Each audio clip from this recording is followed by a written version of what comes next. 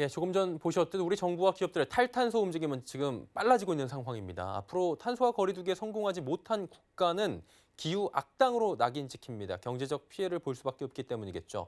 탄소 없는 사회가 이 새로운 기준이 되고 있는 겁니다. 하지만 제조업 중심으로 탄소 배출이 많은 우리나라의 입장에서 앞으로 여정은 쉽지만은 않을 전망이라고 하죠.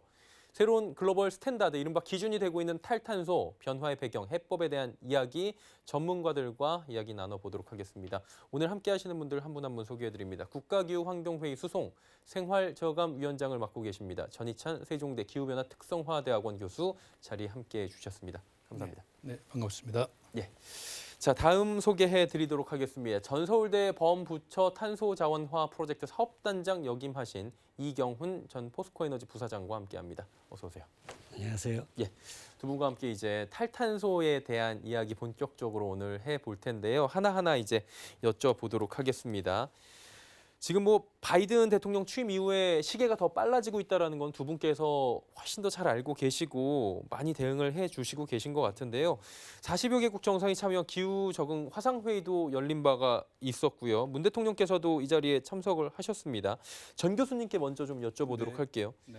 선언들을 많이 해요. 지금 탈탄소 선언하고 네, 이런저런 포럼을 열기도 하고 전 세계적으로 하는데 네. 이유가 궁금하고요. 이게 네. 실제로 실현 가능한지도 궁금합니다. 네, 지금 전 세계적으로 말씀하신 것처럼 예. 이 탈탄소에 대한 이제 여러 가지 선언들이 있고, 우리나라도 이제 그 중에 하나로 탄소 중립을 선언한 바 예. 있습니다. 이번에 보셨겠지만 대통령께서 이제 온실가 감축 목표를 더 올리겠다고 말씀하셨고, 그쵸. 또 석탄 화력도 조금 이제 점점 축소하겠다고 이미 선언하셨습니다. 사실 우리나라의 온실가스 감축 목표는 2017년 배출량 기준으로 2030년에 약 25%를 감축하는 것이고, 예. 제가 보기에는 사실 쉽지 않은 그런 이제 목표입니다. 원래 이미도. 목표는 좀 크게 잡아야 되는 거 아니겠습니까? 예, 그렇더라도 사실 쉽지는 않은데 예. 대통령께서 보면 더 강하게 또 강조하신 네. 그 이면에는 우리나라가 사실상 세계 10위의 온실가스 다배출 국가이고요. 전 세계적으로 이제 탈탄소하는 흐름이 굉장히 빨리 가면서 아까 예. 바이든 대통령 말씀하신 것처럼 그야말로 미국의 지원의 큰 방향이 이제 크게 바뀌었다고 생각합니다. 이런 국제적인 흐름에 맞춰서 대통령께서도 좀 더 강화하겠다고 말씀하셨고, 뭐 실현 가능성은 이제 열심히 더 해야 되겠다는 말씀으로 대신하고 싶습니다. 예. 열심히 노력해서 최대한 맞추는 데에 지금 방점을 찍어도 괜찮을 것 같다라고 느껴지기도 하는데요. 이게 탄소 중립하면은 사실은 개념적인 정의도 아직 사회적으로 많이 안 됐다라는 생각도 들고 시청자분들께서도 좀 뭐지 하는 분들도 계실 것 같은데 이 개념을 좀 설명해 주시면 어때요? 네, 뭐 중립은 사실 보수 중보 예. 이런 걸 중립이라 그 사이를 중립이라고 정치적인 게 하기도 하고, 아니고요? 예. 그래서 조금 단어를 좀 어렵게 한 것 같아요. 사실은 이제 온실가스를 우리가 여러 경로를 통해서 우리 예. 어떤 산업체에서 그 굴뚝이라든가 자동차 배기가스 등을 통해서 온실가스를 다량 배출하게 되거든요. 그래서 그렇게 배출되는 양을 최대한 줄이고, 그리고 또 남은 것들은 우리가 이 숲이라든가 또는 CCS라고 하는 이제 공학적인 그런 방법이라든가 예. 또는 우리보다 좀 어려운 나라에서의 그 이산화탄소 배출을 줄여줌으로써 예. 상쇄하는 등의 방법을 통해서 플러스되는 배출과 마이너스 되는 흡수를 예. 갖게 해서 사실상의 제로, 이런 넷제로라고 하는 그런 것을 탄소 중립이라고 이렇게 설명드릴 수 있겠습니다. 이름은 중립인데 중립보다 마이너스로 가버리는 더 마이너스로 예. 하면 더 너무나 좋은, 행복한데 예. 그런 일이 일어날까요? 해봐야죠. 네, 뭐. 네. 근데 지금에 와서 사실 이런 생각도 들어요. 왜 지금까지 가만히 있다 지금에 와서 탄소 중립을 이렇게 각 국가가 강조하고 문 대통령께서도 지금 강조를 하셨는데 이유가 있겠죠, 이것도?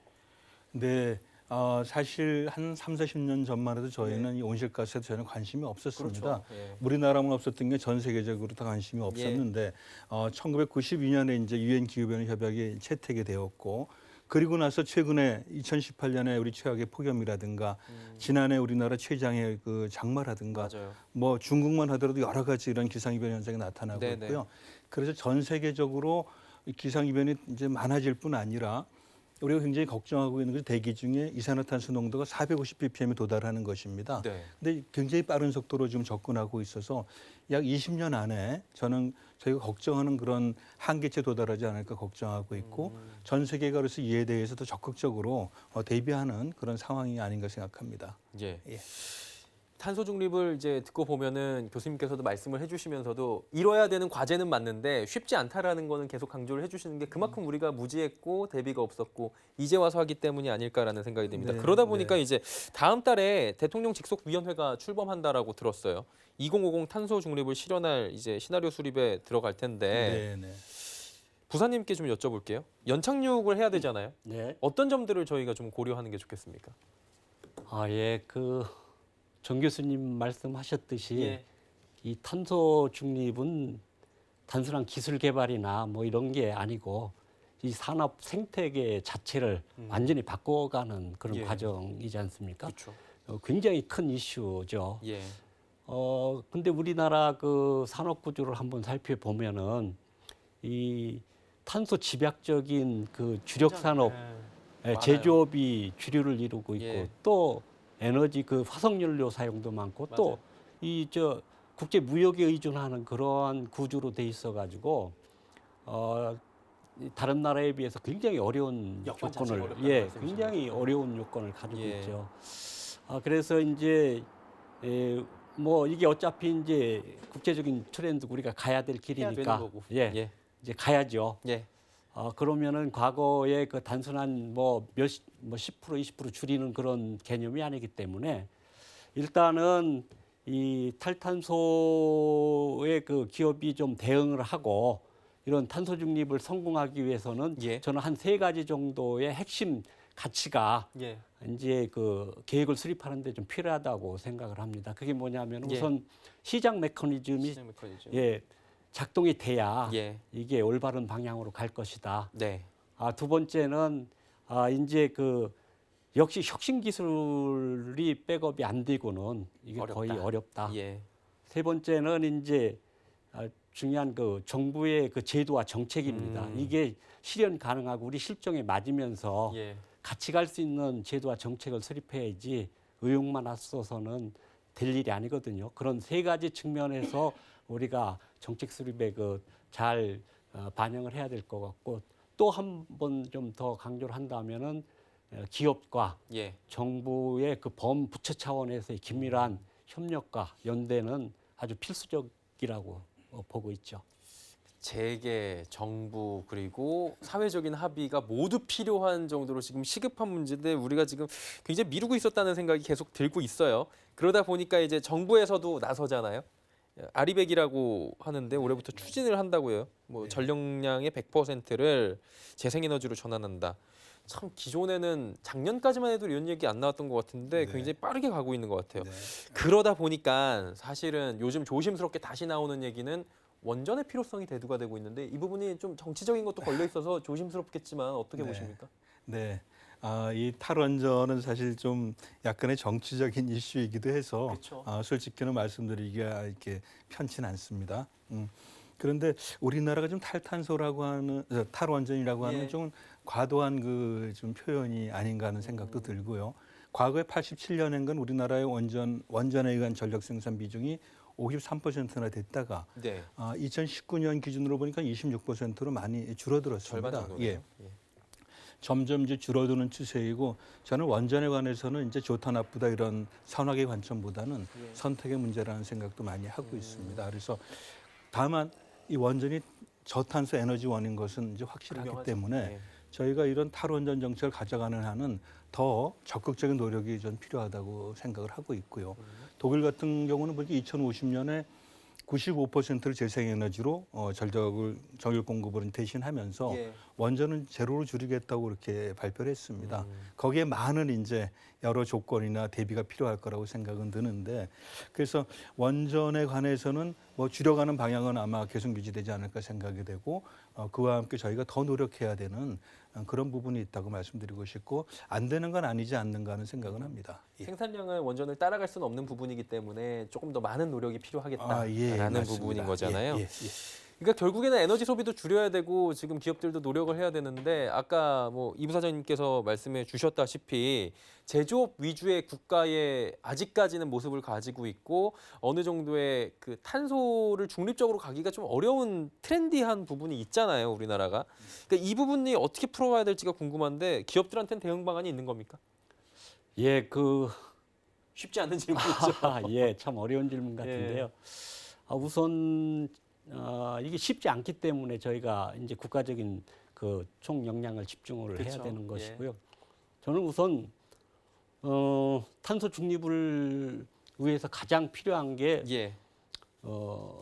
청정 에너지로의 전환이라고 봅니다. 왜 그러냐면은 우리나라 그 전체 온실가스의 한 87% 정도가 연소 그러니까 연료 사용에 따른 배출이거든요. 예. 거기다가 또 전력이 차지하는 비중이 한 36%, 7% 이렇게 되기 때문에 이 에너지와 전력은 산업체 전반 그리고 생활에 다 아주 기본이 되는 그렇죠. 요소지 않습니까? 예. 그래서 이런 청정 전력 에너지로의 전환은 아주 핵심이다. 좀 전에 원재량 말씀을 네네. 하셨는데요.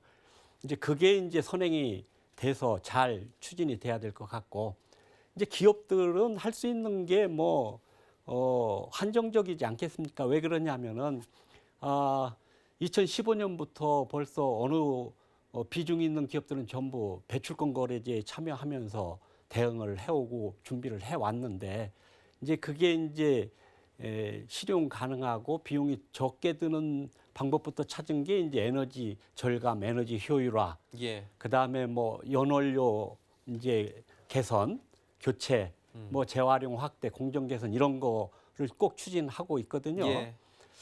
이제 그런 것만 가지고 탄소 중립이 되느냐? 그죠, 그건 힘들죠. 아니지 않습니까? 이제 남은 요건들은 줄이기 위한 비용이 엄청 드는 예. 이제 한계 비용이 엄청 높은 방법들이 남아 있는 예. 것이거든요. 따라서 이제 기술 개발이 관건이 있겠죠.